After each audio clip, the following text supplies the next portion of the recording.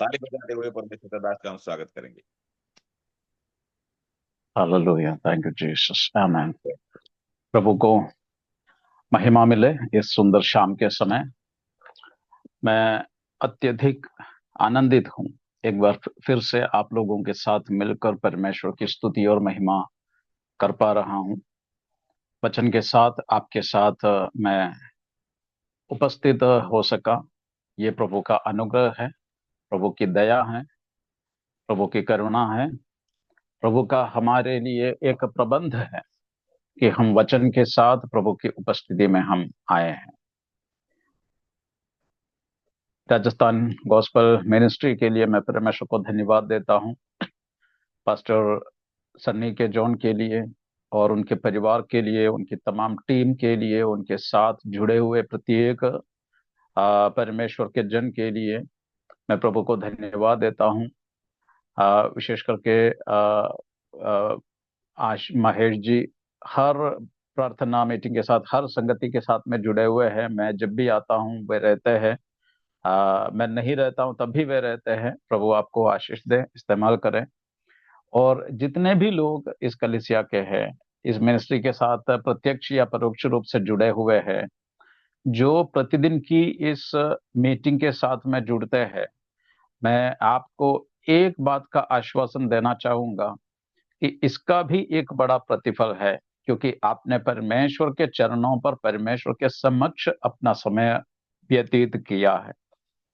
सप्ताह में एक मीटिंग ज्वाइन करना कोई बड़ी बात नहीं है, चलता है, मैनेज हो जाएगा।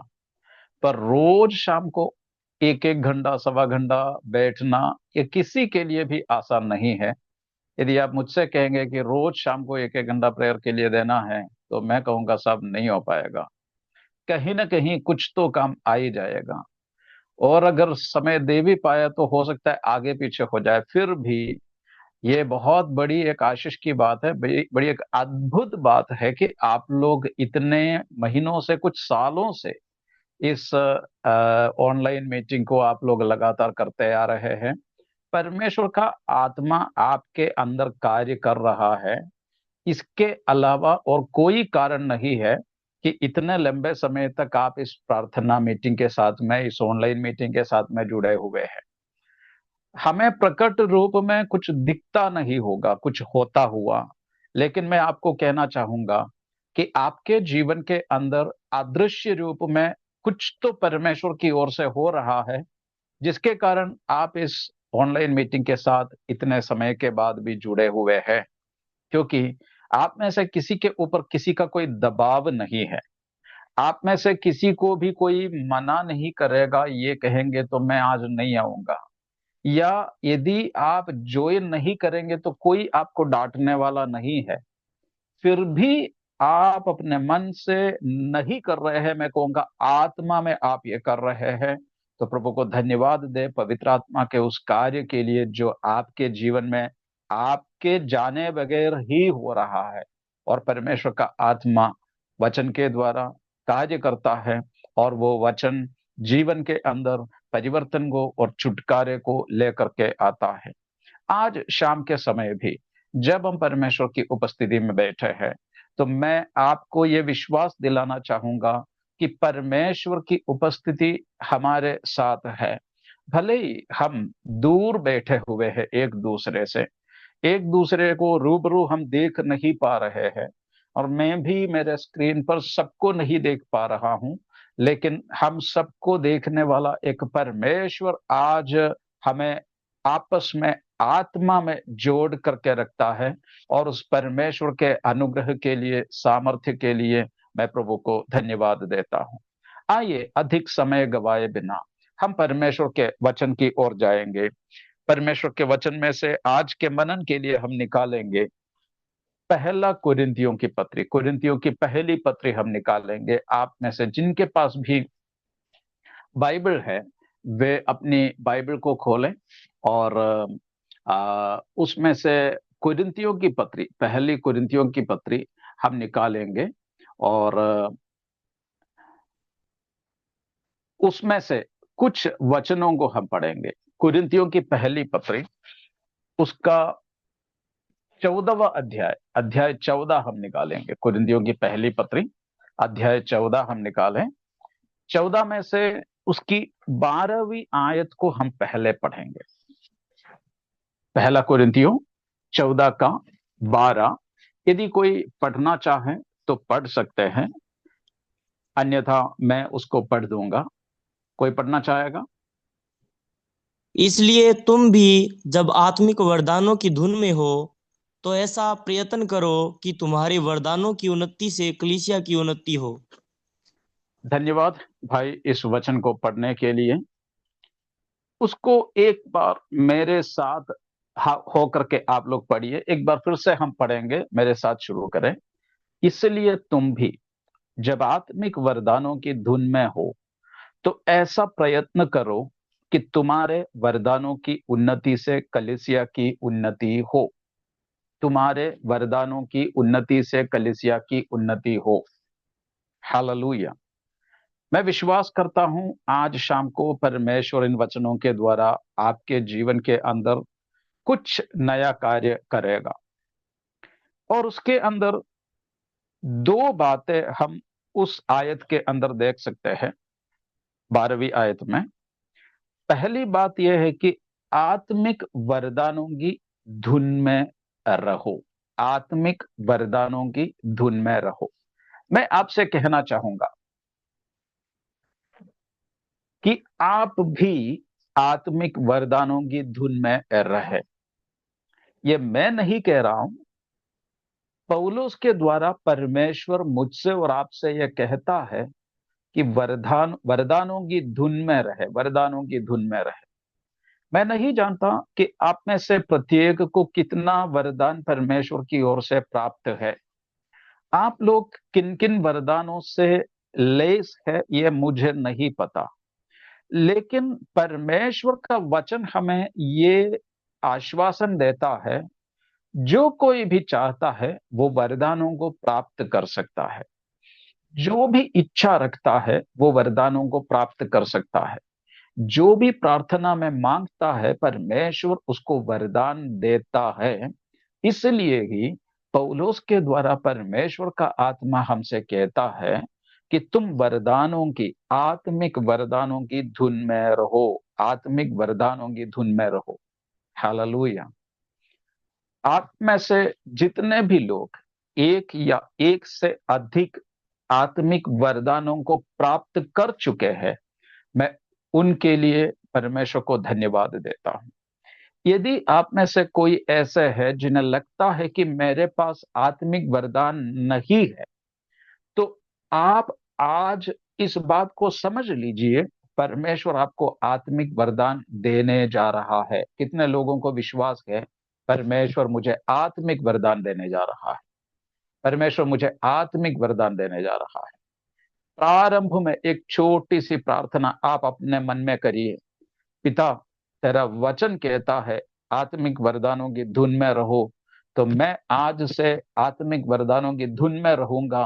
तेरे आत्मा के सामर्थ्य से वरदानों से तू मुझे भर दे। आप में से कितने लोग अपने मन में एक छोटी सी प्रार्थना आज इस वचन की सेवकाई की शुरुआत में करना चाहेंगे? पिता, तेरे आत्मिक वरदानों से तू मुझे भर दे, तेरे आत्मा के वरदानों से मुझे भर दे। मैं आत्मिक वरदानों की धुन में रह करके मैं उन वरदानों को प्राप्त करूं, ताकि मेरे द्वारा तेरे नाम की महिमा हो। एक प्रार्थना के साथ में हम बैठे। चलिए हम आगे बढ़ेंगे। 12वें अध्याय के पहले भाग में पढ़ा कि आत्मिक वरदानों की धुन में रहो। अब आत्मिक वरदान की धुन में क्यों रहना है, आत्मिक वरदानों को क्यों प्राप्त करना है, उसका जवाब उस 12वीं आयत के दूसरे हिस्से में लिखा है कि तुम्हारे वरदानों की उन्नति से कलीसिया की उन्नति हो। तुम्हारे वरदानों की उन्नति से कलीसिया की उन्नति हो। यानी जब विश्वासी के अंदर आत्मिक वरदानों की बढ़ती होगी, तब कलीसिया की आत्मिक उन्नति होगी। कलीसिया की आत्मिक उन्नति होगी। पौलुस ये नहीं कहता है, हे कुरिन्थ के विश्वासियों, तुम्हारी कलीसिया का पासवान आत्मिक वरदानों से भरा हुआ है इसीलिए तुम्हारी कलीसिया की उन्नति होगी, ऐसा नहीं कहता है। पौलुस कहता है तुम आत्मिक वरदानों की धुन में लगे रहोगे, तुम आत्मिक वरदानों को प्राप्त करोगे, तब तुम्हारे आत्मिक वरदानों के द्वारा तुम्हारी कलीसिया की उन्नति होगी। दूसरी बात, आज हमें प्रभु से यह कहना है कि प्रभु, मेरे द्वारा मेरी कलीसिया की उन्नति होगी, मेरे द्वारा मेरी कलीसिया की उन्नति होगी। कितने लोग अपने सीने पर हाथ रख करके ये कहना चाहेंगे, मुझे दिखाने के लिए नहीं, क्योंकि मैं ज्यादा लोगों को देख भी नहीं पा रहा हूं, लेकिन कहे कि एक एक एक संकल्प ले, मेरे द्वारा मेरी कलीसिया की उन्नति होगी। आपकी कलीसिया कहाँ है मुझे नहीं पता, आप कौन सी कलीसिया में जाते हैं मुझे नहीं पता, लेकिन परमेश्वर आप में से प्रत्येक को आपकी कलीसिया की उन्नति का कारण बनाना चाहता है। विश्वास कर पाएंगे आप? आपको परमेश्वर आपकी कलीसिया की उन्नति का कारण बनाना चाहता है। आप सोचते होंगे कि मेरी कलीसिया की उन्नति उसके द्वारा होगी, इसके द्वारा होगी, लेकिन प्रभु कहता है आपकी कलीसिया की उन्नति आपके द्वारा होने वाली है। आमेन। विश्वास कर सकते हैं? विश्वास के साथ बोलिए, एक घोषणा करिए, मेरी कलीसिया की उन्नति मेरे द्वारा होने वाली है। आप में से प्रत्येक को परमेश्वर इन दिनों में आपकी कलीसिया की उन्नति के लिए इस्तेमाल करेगा। प्रार्थना करने वाले यदि आप हैं, तो आपको एक आत्मिक उन्नति के लिए परमेश्वर इस्तेमाल करेगा। किसी के जीवन में बदलाव के लिए, किसी के जीवन में चंगाई के लिए, किसी के जीवन में छुटकारे के लिए, किसी के जीवन की आशीषों के लिए परमेश्वर आपको वरदानों से भरेगा, और आपके वरदानों की उन्नति से आपके जीवन के द्वारा कई औरों की आत्मिक उन्नति हो पाएगी। विश्वास के साथ बोले, मेरे द्वारा मेरी कलीसिया की उन्नति होने वाली है।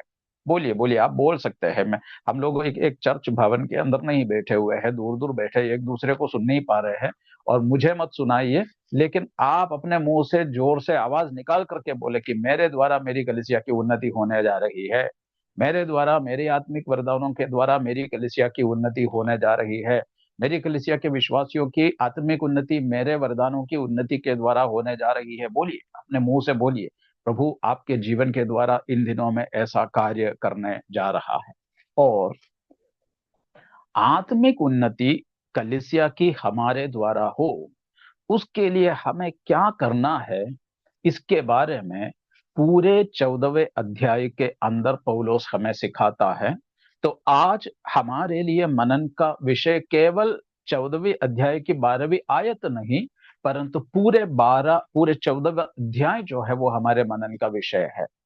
हमारे आत्मिक वरदानों की उन्नति से हमारी कलीसिया की उन्नति होने के लिए हमारा आत्मिक उन्नति कैसे हो, इसके बारे में पौलुस इस पूरे अध्याय के अंदर हमें सिखाता है।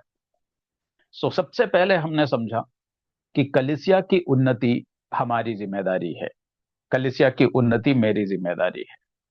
और इस अध्याय के अंदर कलीसिया की उन्नति के लिए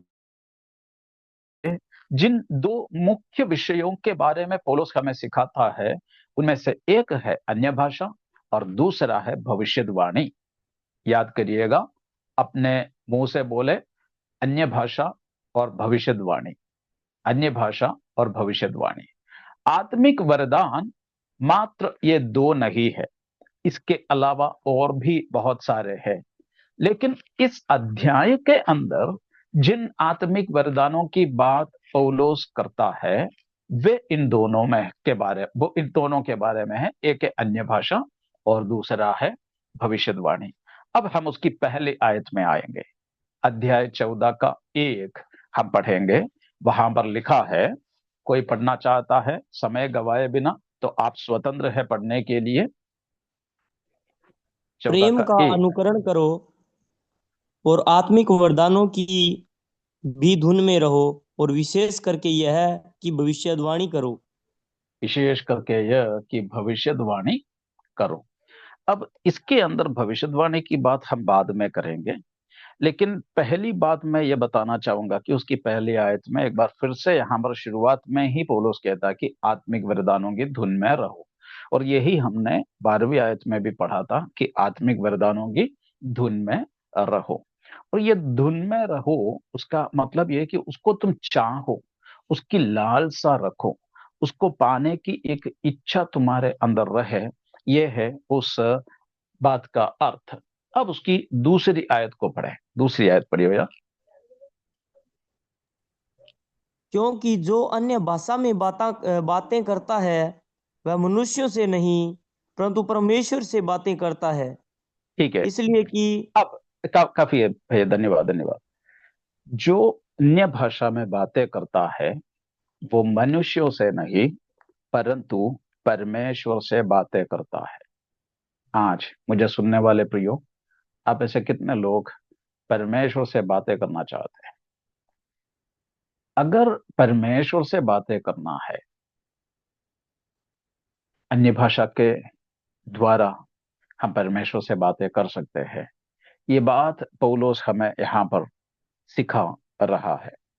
दूसरी आयत में लिखा है, मैं फिर पढ़ना चाहूंगा, क्योंकि जो अन्य भाषा में बातें करता है वो मनुष्यों से नहीं परंतु परमेश्वर से बातें करता है। हमारी जो भाषा है उस भाषा के द्वारा हम मनुष्यों से बात करते हैं, परमेश्वर से भी बातें करते हैं। लेकिन एक ऐसी भाषा है जिसमें हम मनुष्यों से नहीं परंतु परमेश्वर से बात करते हैं, और वो है परमेश्वर की आत्मा की ओर से दिया जाने वाला वो अन्य भाषा। हम उसमें परमेश्वर से हम बातें करते हैं। और ये अन्य भाषा को पाना, ये कैसे संभव है? कैसे संभव है अन्य भाषा को पाना? ये हमारी बुद्धि से संभव नहीं है, ये और कुछ करने से संभव नहीं है। कोई रास्ता नहीं है, कोई दूसरा रास्ता नहीं है, इसका कोई और स्रोत नहीं है, कोई व्यक्ति नहीं है, कोई पासवान नहीं है, कोई प्रचारक नहीं है जो अन्य भाषा का वरदान हमें दे सकता है। और वो है सिर्फ और सिर्फ पवित्र आत्मा, पवित्र आत्मा, पवित्र आत्मा। पवित्र आत्मा हमें अन्य भाषा का वरदान देता है। पवित्र आत्मा हमें अन्य भाषा का वरदान देता है। तो अन्य भाषा पाने के लिए प्रियो हमें क्या करना होगा? पवित्र आत्मा को पाना होगा, पवित्र आत्मा को पाना होगा। अब समझिए, ये पवित्र आत्मा जो है ये परमेश्वर की प्रतिज्ञा है, परमेश्वर का वायदा है कि मैं तुम पर अपना आत्मा उंडेलूंगा। इन विषयों के बारे में कई बार हम सुन चुके हैं, हम सीख चुके हैं, मैं दोबारा उन बातों पर जाना नहीं चाहूंगा। परमेश्वर की एक प्रतिज्ञा थी, परमेश्वर की प्रतिज्ञा थी। यहां तक कि यीशु ने भी अपने चेलों को कहा था कि जब तक तुम सामर्थ्य नहीं पाओगे तब तक यरूशलेम को छोड़ना मत, ठहरे रहना, और पवित्र आत्मा का सामर्थ्य को पा करके तुम फिर आगे बढ़ना। और हम प्रेरितों की पुस्तक की पहली अध्याय में, दूसरी अध्याय में, तीसरी अध्याय में देखते हैं कि किस प्रकार उन्होंने परमेश्वर के आत्मा की बाट जोते रहे वे लोग, और किस प्रकार उस आत्मा के सामर्थ्य को उन्होंने पाया और परमेश्वर के अनुग्रह को अपने जीवन के अंदर उन्होंने प्राप्त किया, जिसके द्वारा अनेकों लोगों की आत्मिक उन्नति हुई, जिसके द्वारा अनेकों कलीसियाओं की आत्मिक उन्नति हुई। कैसे पौलुस के द्वारा किसी कलीसिया की आत्मिक उन्नति हुई? कैसे पतरस के द्वारा किसी कलीसिया की आत्मिक उन्नति हुई? क्योंकि उन्होंने परमेश्वर के वरदानों को, आत्मिक सामर्थ्य को पाया।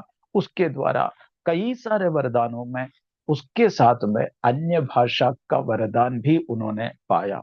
तो दूसरी आयत में हमने पढ़ा कि अन्य भाषा में बात करने वाला परमेश्वर से बात करता है, और हम परमेश्वर से बात करने वाले होंगे, अन्य भाषा में बात करने वाले होंगे, तो हमारे द्वारा कलीसिया की आत्मिक उन्नति होती है।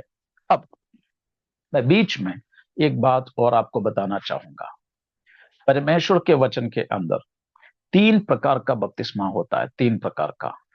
एक है पानी का बपतिस्मा, जो हम में से अधिकों ने पाया है, और कोई नहीं पाया है तो वे इन दिनों में अपने जीवन को समर्पित करे और ये निर्णय ले कि परमेश्वर के आत्मा के अधीनता में आते हुए पानी का बपतिस्मा हमें लेना है। दूसरा है पवित्र आत्मा का बपतिस्मा, जो परमेश्वर के लोग हैं उनके लिए परमेश्वर ने रखा है। तीसरा है एक आग का बपतिस्मा, जो न्याय के दिन जो दुष्ट लोग होंगे उनके लिए रखा हुआ है। और हमारे लिए, परमेश्वर के लोगों के लिए, एक तो पानी का बपतिस्मा है और दूसरा है पवित्र आत्मा का बपतिस्मा, the baptism of the Holi spirit. और जब हम उस पवित्र आत्मा का बपतिस्मा पाते हैं, तब वरदान एक करके एक हमारे जीवन के अंदर परमेश्वर डालता जाता है, क्योंकि वरदान केवल पवित्र आत्मा के बपतिस्मा के द्वारा ही होता है। और जब हम पवित्र आत्मा का बपतिस्मा पाएंगे, जब हम वरदानों को पाएंगे, उन वरदानों में से एक अन्य भाषा को हम पाएंगे, तब हम सामर्थ्य पाते हैं, आत्मिक उन्नति पाते हैं, परमेश्वर से बातें करते हैं। और हमारी उस आत्मिक उन्नति के द्वारा कलीसिया की आत्मिक उन्नति होती है, जैसे हमने 12वीं आयत के अंदर देखा, परमेश्वर के आत्मा का बपतिस्मा पाना। अब ये परमेश्वर के आत्मा का बपतिस्मा पाए कैसे? जितने भी लोग आज पवित्र आत्मा का बपतिस्मा पाना चाहते हैं, मैं उनसे कहना चाहूंगा, यदि आपको ये पता नहीं है पवित्र आत्मा का बपतिस्मा कैसे पाना है, तो मैं आपको बता दूं कि किस तरीके से हम उसको पाए। पहली बात तो यह है, जो पौलुस कहता, उसकी धुन में रहो, उसकी धुन में रहो कि मुझे ये चाहिए, इसके बिना मैं रह नहीं सकता। एक ऐसे धुन में जब आ जाओगे ना, तो वो पवित्र आत्मा आने का जो रास्ता है वो साफ हो जाता है। दूसरी बात पवित्र आत्मा का बपतिस्मा पाने के लिए यह है कि जो यीशु ने कहा था कि बाट जोहना, बाट जोहना, पवित्र आत्मा को पाने के लिए हमें उसकी बाट जोहना है। अब उसकी बाट जोहने का अर्थ क्या है? उसकी बाट जोहने का मतलब यह है कि समय ले करके परमेश्वर के चरणों पर बैठना, प्रार्थना करना, वचन से आत्मा के बारे में सीखना, उपवास करना, उसके लिए एक कीमत चुकाते हुए, हम समय देते हुए परमेश्वर की उपस्थिति में समय बिताना। जब हम पवित्र आत्मा को हम पा सकते हैं, उस समय पवित्र आत्मा का बपतिस्मा हम पाएंगे, उस समय अन्य भाषा हमारे अंदर आ जाएगा, उस समय आत्मिक वरदानों को हम पाएंगे, उस समय भविष्यवाणी के वरदानों को हम पाते हैं। तो आत्मिक उन्नति कलीसिया की हमारी आत्मिक उन्नति के द्वारा, और उसकी एक प्रारंभिक, एक पहली सीढ़ी के तौर पर पौलुस कहता है, अन्य भाषा में बात करो, अन्य भाषा में बात करो। जितने लोगों ने अन्य भाषा में बात नहीं किया, जो चाहते हैं वे विश्वास करें, परमेश्वर का आत्मा इन दिनों में आपको अन्य भाषा के वरदान से भरेगा, और उस वरदान से आपकी कलीसिया की उन्नति आपकी सेवकाई के द्वारा होने जा रही है। लेकिन पौलुस आत्मिक वरदानों को केवल अन्य भाषा तक सीमित नहीं रखता है। बहुत से लोग हैं कलीसियाओं में जो अन्य भाषा बोलते हैं, पर कुछ खास होता नहीं है, वहां में कोई परिवर्तन नहीं होता है, कोई कार्य नहीं होता है, कोई परमेश्वर का सामर्थ्य का कोई प्रगटीकरण नहीं होता है, जबकि अन्य भाषा तो बहुत लोग बोल रहे हैं। वो क्यों है? क्योंकि अन्य भाषा से भी बढ़ करके एक सामर्थ्य की जरूरत हमें है। यदि अन्य भाषा से बढ़कर कोई सामर्थ्य की, वरदानों की जरूरत नहीं होती, तो सिर्फ अन्य भाषा बोलने वाले लोगों के द्वारा बड़े बड़े काम होते, लेकिन नहीं होता है। क्यों नहीं होता है? क्योंकि अन्य भाषा से भी हमें आगे जा करके, ऊपर उठ करके, उससे भी बड़े एक सामर्थ्य को पाने की जरूरत है, और परमेश्वर वो सामर्थ्य हमें देना चाहता है। और उस सामर्थ्य के लिए मैं फिर दोहराना चाहूंगा, प्रार्थना, उपवास, बाट जोहना, वचन के द्वारा उसके बारे में सीखना, इन सब के अलावा कोई दूसरा रास्ता नहीं है। अब इस अन्य भाषा का महत्व क्या है, मैं थोड़ा सा आपको बताना चाहूंगा। अन्य भाषा का महत्व, पहली बात दूसरी आयत में देखिए, अन्य भाषा क्यों महत्वपूर्ण है। क्योंकि दूसरी आयत में लिखा है, जो अन्य भाषा में बातें करता है वो मनुष्यों से नहीं परंतु परमेश्वर से बातें करता है। तो अन्य भाषा का जो खूबी है, उसमें पहली बात यह है कि अन्य भाषा में बोलने वाला परमेश्वर से बातें करता है। और अब उसकी चौथी आयत को हम पढ़ेंगे। चौथी आयत में लिखा है कि अन्य भाषा क्यों महत्वपूर्ण है। क्योंकि जो अन्य भाषा में बातें करता है वो अपनी ही उन्नति करता है। जो अन्य भाषा में बात करता है वो अपनी ही उन्नति करता है, स्वयं की उन्नति करता है। अब देखिए, कई लोग ऐसे होते हैं, कई विश्वासी ऐसे होते हैं जो सोचते हैं कि कोई और कुछ करे और मेरी आत्मिक उन्नति हो, कोई और प्रार्थना करे मेरी आत्मिक उन्नति हो, परमेश्वर का दास ऐसा प्रचार करे कि मेरी आत्मिक उन्नति हो। लेकिन लेकिन परमेश्वर का वचन हमें सिखाता है अपनी आत्मिक उन्नति के लिए दूसरों पर निर्भर रहने की कोई जरूरत नहीं है। आपकी आत्मिक उन्नति आपके हाथ में है। बस अन्य भाषा का वरदान पालो, आपकी आत्मिक उन्नति हो गई। आपकी आत्मिक उन्नति अन्य भाषा के द्वारा होता है। अब उसकी 14वीं और 15वीं आयत हम पढ़ेंगे। 14वीं और 15वीं आयत वहां लिखा है, इसलिए यदि मैं अन्य भाषा में प्रार्थना करूं तो मेरी आत्मा प्रार्थना करती है। देखिए, अन्य भाषा में हम प्रार्थना कर सकते हैं। पहली बात यह कि अन्य भाषा बोलने वाला परमेश्वर से बात करता है। दूसरी बात यह कि अन्य भाषा बोलने वाला अपनी ही उन्नति करता है। तीसरी बात यह कि अन्य भाषा में हम प्रार्थना कर सकते हैं, अन्य भाषा में प्रार्थना कर सकते हैं। देखिए, मैं हिंदी में प्रार्थना कर सकता हूँ, मलयालम में प्रार्थना कर सकता हूँ, अंग्रेजी में प्रार्थना कर सकता हूँ। आप जितनी भाषा जानते हैं उन भाषाओं में आप प्रार्थना कर सकते हैं। लेकिन इन सबके अलावा हम एक अलग भाषा में बात कर सकते हैं, प्रार्थना कर सकते हैं, वो है अन्य भाषा। अन्य भाषा, इंग्लिश में प्रार्थना करना अच्छा है, मलयालम में प्रार्थना करना अच्छा है, हिंदी में प्रार्थना करना अच्छा है। आप में से कोई कुछ अलग भाषा और बोली बोलने वाले हैं तो अपनी भाषाओं में बातें करना, प्रार्थना करना अच्छा है। लेकिन उन सबसे श्रेष्ठ है अन्य भाषा में प्रार्थना करना, अन्य भाषा में प्रार्थना करना। अब देखिए, जब अन्य भाषा में प्रार्थना कर सकते हैं तो इतने सालों विश्वास जीवन के अंदर होने के बाद भी हम नहीं कर पा रहे हैं, तो हम लोग कितने बड़े नुकसान में है प्रियो। समझिए इस बात को कि हम जब अन्य भाषा में प्रार्थना कर सकते हैं और इतने सालों बाद भी हम अन्य भाषा में प्रार्थना नहीं कर पा रहे हैं, तो बड़े घाटे में हैं हम। इसलिए इन दिनों में हमारे आत्मिक जीवन के एक अगले चरण की ओर उठने के लिए, ऊपर जाने के लिए अपने आप को समर्पित करें। तो 14वीं आयत में देखा अन्य भाषा में प्रार्थना कर सकते हैं, और 15 में लिखा है कि मैं अन्य भाषा में गा सकता हूं। हम अपनी अपनी भाषा में तो गाते हैं, लेकिन अन्य भाषा में गाओ, इसका जो आत्मिक आनंद है वो जिन्होंने अनुभव किया है केवल वही जाने। कहने से किसी को कुछ समझ में नहीं आएगा।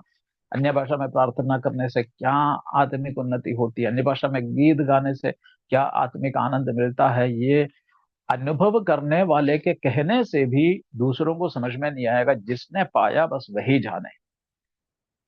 अब इतना सब कुछ हुआ ही है तो थोड़ा और आगे बढ़े, थोड़ा और हम पाए, थोड़ा और हम उसका अनुभव करें, तो परमेश्वर की कलीसिया की उन्नति हमारे जीवन के द्वारा होगी। और उसकी 18वीं आयत को पढ़ेंगे हम। 18वीं आयत, उसमें लिखा है 14 का 18 में, मैं अपने परमेश्वर का धन्यवाद करता हूं कि मैं तुम सबसे अधिक अन्य भाषा में बोलता हूं। पौलुस ज्ञानी कहता है, मैं परमेश्वर को धन्यवाद देता हूं क्योंकि मैं अन्य भाषा बोलता हूं। इतना ही नहीं परंतु तुम सबसे अधिक मैं अन्य भाषा बोलता हूं, इसीलिए मैं परमेश्वर को धन्यवाद देता हूं। देखिए, हमारे और पौलुस के बीच में एक तुलना अगर हम करेंगे तो हम पौलुस के सामने कहीं नहीं ठहरते। और वो पौलुस अगर अन्य भाषा के महत्व को इतना समझता है तो ये अन्य भाषा मेरे लिए और आपके लिए कितना और अधिक महत्वपूर्ण है, इस बात को हमें समझने की जरूरत है। लेकिन उसकी 27वीं और 28वीं आयत में अन्य भाषा का इस्तेमाल करने के कुछ शर्तें एवं नियम पौलुस बताता है कि उसका अनुवाद करने वाला हो, और अनुवाद करने वाला ना हो तो अन्य भाषा बोलने वाला चुप रहे, अपने आप में परमेश्वर से वो प्रार्थना करता रहे। ये बात हो गई। तो अन्य भाषा के बारे में मैं यहां पर बात समाप्त करना चाहूंगा। अब दूसरी बात जो पौलुस इस अध्याय के अंदर बल देता है जिस पर, वो है भविष्यवाणी। भविष्यवाणी, भविष्यवाणी। अब हम अपने बुद्धि से मनुष्यों से बात कर सकते हैं, लेकिन भविष्यवाणी करने वाला, तीसरी आयत को हम पढ़ेंगे, परंतु जो भविष्यवाणी करता है वो मनुष्यों से उन्नति और उपदेश और शांति की बातें करता है। हमारी बातें दूसरों की उन्नति का कारण हो, हमारी बातें दूसरों को उपदेश देने की बातें हों, हमारी बातें दूसरों को शांति प्रदान करने वाली बातें हों, तो उसके लिए जरूरी है कि हम भविष्यवाणी करें। भविष्यवाणी मन के विचार नहीं होते हैं, परंतु परमेश्वर के आत्मा के द्वारा प्रकट की गई बातें होती है। जब हम परमेश्वर की आत्मा के द्वारा हमें प्रकट की गई बातें दूसरों को हम भविष्यवाणी के द्वारा बताएंगे, तब वहां पर तीन बातें लिखी है। एक, उन्नति; दूसरा, उपदेश; और तीसरा, शांति। तीसरी आयत 14 के 3 पढ़ रहा हूं मैं। वहां पर क्या होता है? निभाषा सॉरी भविष्यवाणी करने पर उन्नति होती है, उपदेश मिलता है और शांति होती है। आत्मिक उन्नति, आत्मिक उन्नति। उपदेश का अर्थ है कि लोगों को कुछ बोलकर समझा करके उनको और अधिक बेहतर कार्य के लिए प्रेरित करना। शांति, लोगों को तसल्ली देना, लोगों को शांति देना। जो संकट में है, दुख में है, उनको शांति देना, ये भविष्यवाणी के द्वारा होता है। जब हम ये अन्य भाषा में बात करते हैं, जब हम भविष्यवाणी करते हैं, तो क्या होता है? 14वीं आयत में हमने 12वीं आयत में हमने देखा, कलीसिया की उन्नति होती है, कलीसिया की उन्नति होती है। हालेलुया, आमेन। तो कलीसिया की उन्नति के लिए पौलुस ये नहीं कहता है कि पादरी अन्य भाषा बोलने वाला हूं। कलीसिया की उन्नति के लिए पौलुस ये नहीं कहता है कि पादरी भविष्यवाणी करने वाला हो। कलीसिया की उन्नति के लिए पौलुस बोलता है कि तुम अन्य भाषा बोलो, तुम भविष्यवाणी करो। अनेकों विश्वासियों की गलतफहमी है कि हमारी कलीसिया की उन्नति पासवान के हाथ में है। नहीं है प्रियो। हाँ, पासवान के हाथ में है, पासवान की भी एक जिम्मेदारी है, परमेश्वर ने उन्हें भी एक कार्य दिया है। लेकिन हम सब जो मसीह के ऊपर विश्वास करते हैं, हम मसीह की देह है, उसकी कलीसिया के अंग है, हमें से प्रत्येक की जिम्मेदारी है कलीसिया की आत्मिक उन्नति करना। कई सारी कलीसियां ऐसी होती है जहां पर हजारों की संख्या में विश्वासी आते हैं। एक अकेला पासवान कितने लोगों की आत्मिक उन्नति कर सकता है? कितने लोगों की आत्मिक जरूरतों की पूरी कर सकता है? संभव ही नहीं है सब तक पहुंचना। तो वहां पर कौन करेगा? मेरे और आपके जैसे लोग दूसरों की आत्मिक उन्नति के कारण बनेंगे। और वो तब होगा जब हम पवित्र आत्मा के सामर्थ्य को पाए, उस बपतिस्मा को पाए, अन्य भाषा में बात करें, हम लोग भविष्यवाणी करने वाले हो, तब पवित्र आत्मा का कार्य कलीसिया के अंदर, लोगों के जीवन के अंदर होता है। आमेन। एक अविश्वासी कलीसिया में आता है तो उसको पाप से, उसको अपने पापों का बोध हो, मन की बातें प्रकट करना, यह भविष्यवाणी के द्वारा होता है। ये सारी बातें मिल करके कलीसिया की आत्मिक उन्नति का कारण होता है। अब उसकी 26वीं आयत को हम पढ़ेंगे, 16 का 26। वहां पर हम एक बात देखते हैं कि कलीसिया कैसी हो, कलीसिया कैसी हो, वहां पर लिखा है। कोई पढ़ने में मेरी मदद कर सकता है? 14 का 26। इसलिए हे भाइयों, क्या करना चाहिए? तुम जब तुम इकट्ठे होते हो तो हर एक के हृदय में भजन या उपदेश या अन्य भाषा या प्रकाश या अन्य भाषा का अर्थ बताना रहता है। सब कुछ आत्मिक उन्नति के लिए होना चाहिए। देखिए, अभी हम ऑनलाइन इकट्ठे हुए हैं, तो यहाँ पर एक बार एक बंदा बोल सकता है, बाकी सबको चुप रह करके सुनना पड़ेगा, कोई रास्ता नहीं है। और लेकिन प्रभु के अनुग्रह से लॉकडाउन तो कई समय पहले चला गया। हम लोग कलीसिया में इकट्ठे होने के लिए स्वतंत्र है। और जब हम इकट्ठे होते हैं, तब हमें कैसे इकट्ठे होना है, कलीसिया कैसी होती है, वहां पर लिखा है। मेरे साथ आप लोग उस 26वीं आयत को पढ़िए। इसलिए है भाइयों, क्या करना चाहिए? जब तुम इकट्ठे होते हो तो हर एक के हृदय में, पादरी के हृदय में नहीं, या दो चार लोगों के हृदय में नहीं, हर एक के हृदय में भजन हो, उपदेश हो, अन्य भाषा हो, प्रकाश हो, अन्य भाषा का अर्थ बताना हो। मैं थोड़ा और साथ में जोड़ता हूं, दर्शन हो, प्रकाशन हो, भविष्यवाणी हो, चंगाई का वरदान हो, दुष्ट आत्माओं को निकालने का वरदान हो। ये सब हम में से प्रत्येक के अंदर होना चाहिए। कलीसिया वो है जहां इकट्ठे होने वालों के अंदर, हरेक के अंदर कुछ न कुछ तो है। उस झुंड को कलीसिया कहते हैं। पौलुस के अनुसार कलीसिया का मतलब ये नहीं कि हम लोग कई बार प्रार्थना में इस प्रकार एक वक्तव्य बोलते हैं कि प्रभु हम खाली बर्तन के समान आए हैं, तो हमें भर करके भेज दे। ये प्रार्थना गलत है, मैं इस प्रार्थना को नहीं करता हूं। वचन में लिखा है कि तुम में से प्रत्येक के पास कोई ना कोई वरदान होता है, होना चाहिए, वो लेकर के आओ ताकि दूसरों की उन्नति तुम्हारे अंदर हो। खाली बर्तन बने रहने के लिए प्रभु ने हमें नहीं बुलाया है। और बस आगे इस संडे को खाली बर्तन भर करके गए, 7 दिन में फिर वापस खाली कर दिए, अगले सप्ताह फिर खाली होकर के आए, फिर भर के गए, फिर 7 दिन में फिर खाली होकर के आए, फिर भर के गए, फिर आकर के बोलते हैं कि हम खाली आए हैं, हमें भर के भेज दो। ये रोज रोज खाली करने वाले डब्बे को बार बार भरने का काम प्रभु नहीं करता है। फल होना चाहिए, फल होना चाहिए, फल होना चाहिए। जब फल होगा तो बीज रहेगा, बीज है तो फिर फल होगा। फल नहीं है तो कुछ समय बाद वो वृक्ष काट डाला जाता है, आग में झोंका जाता है। हर संडे को खाली होकर के नहीं आना प्रियो। कुछ तो प्रभु के चरणों पर बैठ करके पाओ, कुछ तो प्रार्थना करके उससे जानो, उससे अनुभव करो और वो लेकर के आओ।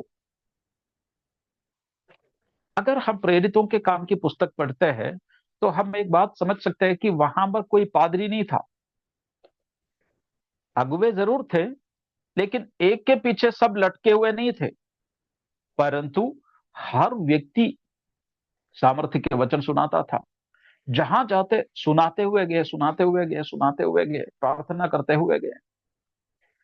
और कलीसिया का अर्थ मायना सही में वही है। और आज भी केवल ऐसी ही कलीसियाएं उन्नति कर पाती है जहां पर लोग, जैसे लिखा है कि 26वें अध्याय में, हरेक के हृदय में कुछ न कुछ है, हरेक के हृदय में कुछ न कुछ है।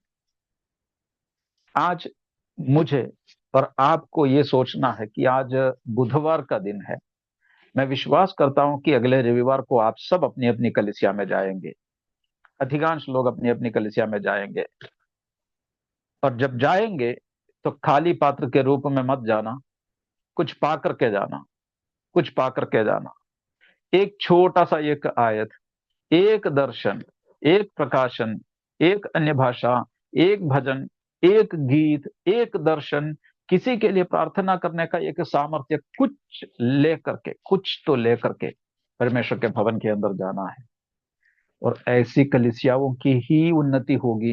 ये प्रियो में बिनोय नहीं बोल रहा हूं, ये परमेश्वर का वचन बोलता है कि कलीसिया की उन्नति होनी है तो तुम में से हर एक के हृदय के अंदर कुछ न कुछ होना चाहिए। और अगर नहीं है तो हम हमारी कलीसिया की उन्नति में एक बाधा बन रहे हैं, एक रोड़ा हम अटका रहे हैं। क्योंकि परमेश्वर चाहता है मुझसे, आपसे, मैं सबको देख नहीं पा रहा, आप में से कुछ कुछ लोगों के इमेजेस मुझे सामने दिख रहा, वीडियो दिख रहा। एक अजय भाई है, एक अमर जी है, एक अंजू तोमस है, एक बीना देवी है, जो दो चार भूरी है, धर्मेंद्र मसीह है। मैं आपको कहना चाहूंगा, और जिनका मैंने नाम नहीं लिया, मैं आप में से एक एक को कहना चाहूंगा कि आपकी कलीसिया की उन्नति को परमेश्वर आने वाले दिनों में आपके द्वारा करना चाहता है। तो क्या आप परमेश्वर के उस कार्य को सफल करने के लिए अपने आप को प्रभु के हाथ में देने के लिए तैयार है? ये प्रभु की हमारे लिए इच्छा है, ये प्रभु की हमारे लिए योजना है। आइए हम आगे बढ़े, आगे बढ़े। उसकी 11वीं आयत को एक बार हम पढ़ेंगे। सॉरी, 11वीं आयत नहीं, 26वीं आयत हमने पढ़ा कि हर एक के हृदय में कुछ कुछ होना चाहिए, और जब हमारे द्वारा कुछ होगा तब दूसरों के जीवन में उसका प्रभाव होगा। यीशु मसीह के समय में भी, जब यीशु मसीह इस पृथ्वी पर थे, और यीशु मसीह की मृत्यु और पुनरुत्थान के बाद प्रेरितों के समय में भी, और उसके बाद भी लोगों के विश्वास करने का सबसे बड़ा कारण जो था वो और नहीं था, परंतु पवित्र आत्मा के कार्य थे। वचन सुनकर के, प्रचार सुनकर के लोगों ने विश्वास किया, लेकिन साथ साथ पवित्र आत्मा के कार्यों को देख करके लोगों ने विश्वास किया। चिन्ह चमत्कारों को देख करके लोगों ने विश्वास किया, अद्भुत कार्यों को देख करके लोगों ने विश्वास किया। और यदि हम हमारे देश की भी प्रारंभिक कलीसिया की बात हम करते हैं, 100 वर्ष पूर्व, जब पेंतकोस्टल कलीसिया का एक शुरुआत, सेवकाई की शुरुआत जब हमारे भारत में हुई थी, सबसे पहले दक्षिण भारत में हुई थी, वहां पर वचन सुन के, प्रचार सुन करके तो लोगों ने विश्वास किया, लेकिन उससे अधिक संख्या में लोगों ने विश्वास तब किया जब उन्होंने पवित्र आत्मा के सामर्थ्य के कार्यों को देखा। और आज पवित्र आत्मा के सामर्थ्य के कार्य प्रकट अधिक नहीं होने के कारण विश्वास करने वाले लोगों की भी संख्या कम होती जा रही है। विश्वास लाना है लोगों के मनों में, तो उनको कुछ दिखना चाहिए। उनको दिखेगा कुछ तब जब हमारे अंदर वो सामर्थ्य का कार्य प्रकट होगा, हमारे द्वारा वो सामर्थ्य के कार्य प्रकट होंगे। हम अगर प्रेरितों की कलीसिया पुस्तक के बारे में पढ़ेंगे, उसके अंदर हम जिस कलीसिया को देखते हैं, सबसे अधिक सताव को झेलने वाली कलीसिया थी प्रारंभिक कलीसिया, जो यरूशलेम में थी और वहां से आसपास में जो फैल गई। आज हम जानते हैं हमारे भारत के अंदर, उत्तर भारत में विशेष करके कुछ राज्यों में कितना सताव की घटनाएं बढ़ रही है, कितना संकटपूर्ण स्थिति से होकर के प्रभु के लोगों को गुजरना पड़ रहा है, और बड़ी दर्दनाक बात है, बड़ी भयावह स्थिति है। लेकिन उससे कहीं गुना ज्यादा हम कल्पना भी नहीं कर सकते हैं, इस कदर सताव और विरोध का सामना यरूशलेम की कलीसिया के लोगों को करना पड़ा।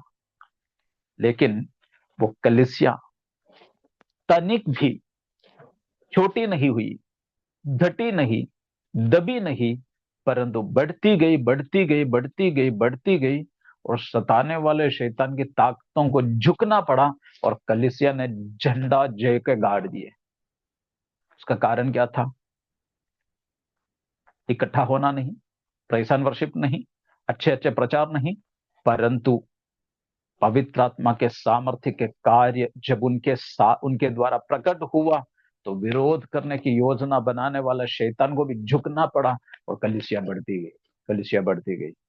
और वो कार्य जो पहली शताब्दी में यरूशलेम में हुआ था, उसके बाद विश्व के अलग अलग हिस्सों में हुआ था, वो आज हमारे हिंदुस्तान के अंदर हो सकता है, क्योंकि परमेश्वर कल और आज और युगानुयुग वो एक सा है, ऐसा मैं विश्वास करता हूं। लेकिन वो होगा तब जब हम में से प्रत्येक के हृदय के अंदर परमेश्वर के आत्मा के वरदान होंगे। हालेलुया। एक ऐसी आत्मिक उन्नति की ओर हमारे देश की कलीसिया आए, हम अपने आप को प्रभु के हाथों में दे। भारत में वो होगा, राजस्थान में होगा, आपके जिले में वो होगा, पवित्र आत्मा के बपतिस्मा के द्वारा, अभिषेक के द्वारा वो होगा, ऐसा मैं विश्वास करता हूं। कुल मिलाकर के ये जो आत्मिक उन्नति का कार्य है कलीसिया की, वो एक व्यक्तिगत जिम्मेदारी नहीं, परंतु एक सामूहिक जिम्मेदारी है। कलीसिया की आत्मिक उन्नति की जिम्मेदारी एक व्यक्तिगत जिम्मेदारी नहीं, परंतु एक सामूहिक जिम्मेदारी है। हम सबकी जिम्मेदारी है, हम सबकी जिम्मेदारी है। समय अधिक नहीं होने के कारण मैं थोड़ी शीघ्रता के साथ में आगे की बातों को आपके सामने रखना चाहूंगा। उसकी 30वीं आयत को हम निकालेंगे, 30, उसके 14 का 30 हम एक बार पढ़ेंगे। सबके पास बाइबल होगी, आप लोग देखें। 14 के 30 में इस प्रकार लिखा है, परंतु यदि दूसरे पर जो बैठा है कुछ ईश्वरीय प्रकाश हो तो पहला चुप हो जाए। यानी मान लीजिए कलीसिया में एक व्यक्ति प्रचार कर रहा है, या कलीसिया में एक व्यक्ति आराधना की अगुवाई कर रहा है। जब वो प्रचार कर रहा होता, जब वो अगुवाई कर रहा होता आराधना की, उस समय कलीसिया के अंदर किसी और व्यक्ति को परमेश्वर का आत्मा कुछ प्रकट कर देता है, तो उसको वो करने की अनुमति दी जाए। और जो पहले से प्रचार कर रहा हो या आराधना में अगुवाई कर रहा हो, उसको क्या करना चाहिए? चुप होना चाहिए। यानी कि परमेश्वर की कलीसिया में परमेश्वर अपने कार्यों को अलग अलग समय में अलग अलग लोगों के द्वारा करता है। और जब एक को परमेश्वर कुछ अगुवाई देता है करने की, तो उसको वो करने देने की जिम्मेदारी बाकी सबकी है। इसलिए मैंने कहा कि एक सामूहिक जिम्मेदारी है, एक सामूहिक जिम्मेदारी है। और उसकी 31वीं आयत को पढ़े, 31 को हम पढ़ेंगे। 31 उसमें लिखा है, क्योंकि तुम सब एक एक करके भविष्यवाणी कर सकते हो, एक एक करके भविष्यवाणी कर सकते हो। 32 में लिखा है, भविष्यद्वक्ताओं की आत्मा भविष्यद्वक्ताओं के वश में है। यानी कि हमें वश में रहना भी आना चाहिए। अब मुझे कुछ प्रकाशन मिला, मैं करूंगा, तू बैठ जा, ऐसा नहीं। परमेश्वर का आत्मा एक को दूसरे के वश में रखने वाला आत्मा है। और उसकी 33वीं आयत में 33 में और स्पष्ट रूप में लिखा है, क्योंकि परमेश्वर गड़बड़ी का नहीं परंतु शांति का परमेश्वर है। उसकी 40वीं आयत में लिखा है, सारी बातें शालीनता और व्यवस्थित रूप से की जाए। और इसके बाद एक अंतिम आह्वान पौलुस देता है। उसकी 39वीं आयत को हम पढ़ेंगे, 39 को पौलुस एक अंतिम आह्वान देता है। वहां पर पौलुस कहता है, हे भाइयों, भविष्यवाणी करने की धुन में रहो और अन्य भाषा बोलने से मना ना करो। मेरे प्रियो, आज शाम को ये बात मैं आपको नहीं कह रहा हूं, सदियों पहले पौलुस के द्वारा ये बात परमेश्वर ने जो कही थी वो आपके लिए थी। भविष्यवाणी करने की धुन में रहो और अन्य भाषा बोलने से मना ना करो। भविष्यवाणी करने की धुन में रहो, अन्य भाषा बोलने से मना ना करो। ये हम सब के लिए, हम में से प्रत्येक के लिए है, किसी और के लिए नहीं है। और उसकी सारी बातों का निचोड़, इन सारी बातों का निचोड़ यह है कि परमेश्वर को हमारी जरूरत है। हमें परमेश्वर की जरूरत है, ये हम सब जानते हैं। चंगाई के लिए हमें परमेश्वर की जरूरत है, छुटकारे के लिए हमें परमेश्वर की जरूरत है, आशीषों के लिए हमें परमेश्वर की जरूरत है, पैसे के लिए हमें परमेश्वर की जरूरत है, कोई भी काम हो उसके लिए हमें परमेश्वर की जरूरत है। लेकिन मैं आपको कहता हूं, परमेश्वर को आपकी जरूरत है। परमेश्वर की कलीसिया की उन्नति के लिए परमेश्वर को आपकी जरूरत है। कितने लोग मानेंगे कि प्रभु मैं तेरी जरूरत हूं और मैं तेरी उस जरूरत को पूरा करने के लिए मैं खुद को देता हूं? कहने के लिए हम तैयार है, देंगे हम। एक फल हमसे परमेश्वर को चाहिए, एक फल हमें चाहिए परमेश्वर से। हम अपनी नजर में बिल्कुल छोटे होंगे, हमें लगता होगा कि यार हमारे द्वारा क्या कलीसिया के आदमी को उन्नति हो, मेरे को तो इतना समझ में नहीं आता, इतनी तो पढ़ाई लिखाई मेरे पास नहीं है, मुझे इतना वचन का ज्ञान नहीं है, मैं इतना प्रार्थना नहीं कर सकता हूँ, मेरे द्वारा क्या कलीसिया के आदमी को उन्नति होगी। यदि आप समझते हैं तो मैं आपको बताना चाहूंगा, इसी कलीसिया की इस पृथ्वी पर स्थापना के लिए सबसे पहली और सबसे बड़ी सेवकाई करने वाला पतरस आपसे भी ज्यादा अनपढ़ और गंवार था। यदि आप में से कोई ये समझता है कि मेरे पास इतनी योग्यता नहीं, इतना सामर्थ्य नहीं कि मैं कलीसिया की उन्नति के लिए कुछ कर सकता हूं, तो इस बात को समझिए, इस कलीसिया की नींव रखने के लिए परमेश्वर ने सबसे पहले जिसका इस्तेमाल किया वह पतरस, और उसके साथ ही यूहन्ना और कई और। वे आपसे भी ज्यादा, मुझसे, हम सबसे ज्यादा अनपढ़ गवार, बिल्कुल देहाती, कुछ समझ नहीं रखने वाले थे।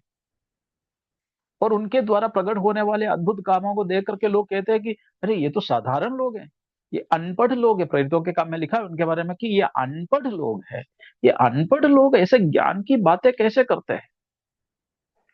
ये परमेश्वर और पवित्र आत्मा, पत्रोस और यूहन्ना का अलग और हमारा अलग नहीं है। हमारा परमेश्वर वही है जो उस अनपढ़ पतरस को ज्ञान की बातों से उसके मुंह को भरा। वही परमेश्वर मेरे और आपके द्वारा हमारी कलीसिया की आत्मिक उन्नति कर सकता है। बस हमें धुन में रहना है, धुन में रहना है, प्रयत्न करना है, प्रयत्न करना है, प्रार्थना करना है, उपवास करना है, वचन को पढ़ना है, बाइबल स्टडी में हमें समय बिताना है, कलीसिया में इकट्ठे होकर के पवित्र आत्मा के बाट जोहते हुए हमें प्रार्थना करना है। कई वर्षों पहले ऐसा होता था उत्तर भारत में, मुझे पता नहीं ऐसा होता था या नहीं होता था, लेकिन दक्षिण भारत में होता था। हम लोग जब छोटे थे उस समय मुझे अभी भी याद है कि कलीसिया के अंदर पासवान ये अनाउंस करते थे, घोषणा करते थे कि जो भी पवित्र आत्मा पाना चाहते हैं वही सब फलाना दिन कलीसिया में इकट्ठे हो। और बड़ी संख्या में लोग आते थे और पवित्र आत्मा की बाट जो होते थे। आज लोगों को पवित्र आत्मा नहीं चाहिए। बड़ी दुख की बात है, बड़े दुख की बात है। क्रिसमस का सेलिब्रेशन हो तो सारी कलीसिया इकट्ठी होगी। उपवास की प्रार्थना में गिने चुने लोग, गिनने लायक भी नहीं होते हैं। ये कलीसिया की एक बहुत बड़ी दुर्गति है। बर्थडे सेलिब्रेशन रखो कलीसिया में, सब आएंगे, सब परिवार आएंगे, छुट्टी लेकर के आएंगे। लेकिन उपवास की प्रार्थना साल में एक बार के लिए भी कलीसिया में उपवास के साथ में आने के लिए लोगों के पास वक्त नहीं है। हमारे द्वारा क्या आत्मिक उन्नति होगी कलीसिया की? लेकिन प्रभु जिसकी ओर नजर लगाए बैठा है वो आप में से एक एक है। मैं हूं। आपको देख करके प्रभु कहता है कि मैं इसके द्वारा कलीसिया की उन्नति करूंगा। आपको देख करके प्रभु कहता है कि मैं इसके द्वारा किसी के जीवन में चंगाई का काम करूंगा। आपको देख करके परमेश्वर अपने डायरी में लिखता है कि वो दुष्टात्मा इसके हाथ रखने से निकल जाएगी। लेकिन हम कहते हैं कि प्रभु हम बहुत बिजी है, हमारे पास समय नहीं है, हमारे पास समय नहीं है। और परमेश्वर दुखी है हमसे। हमें आशीष देकर के परमेश्वर पछता रहा है कि इतनी आशीषें नहीं थी इसके पास, तब मेरे चरणों पर बैठने के लिए इसके पास समय था। अब जब मैंने इसको आशीषें दी है तब वो आशीषों के साथ में बिजी हो गया।